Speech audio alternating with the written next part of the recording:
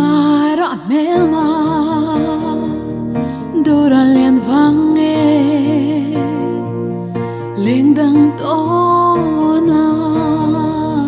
lungi her mai kum tuang bia thu tiam in tiam si kha tim mai asamang chen zai min rele don kir chang ni ya sulang kan in zui athar ze chi tim lai mu maria ke alwai tinu chung zeli mui roi im lai khum khenem kalau be anagati ka twara shingon kal siam harwa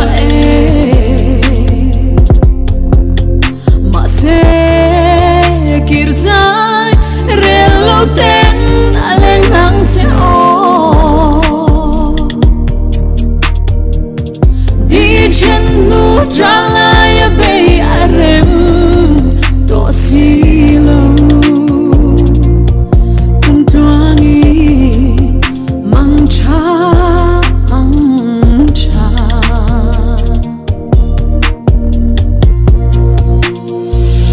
lim le lung roala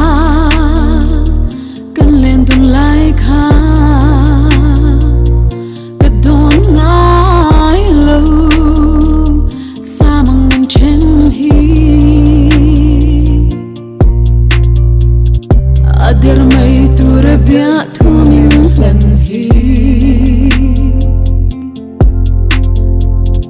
ka ringai si lo dulai lumurun pui anagati ka twara shingon kal siam harwa ma se kirzai relo ten aleng nang se o di chen nu jala ya be arem to silo kum tuangi mangcha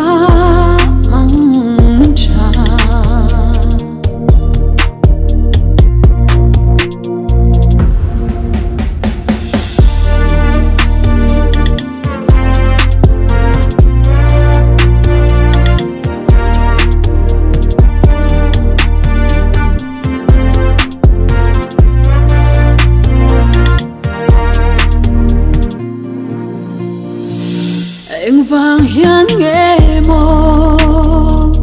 buanang ignol nu lamang let leang mingen le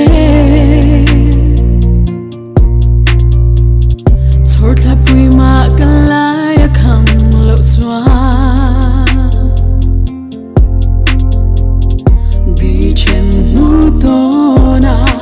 kirzai garelo anagati ka twara shingon kal siam harwa ma se kirzai relo ten aleng nang se o di chen nu jala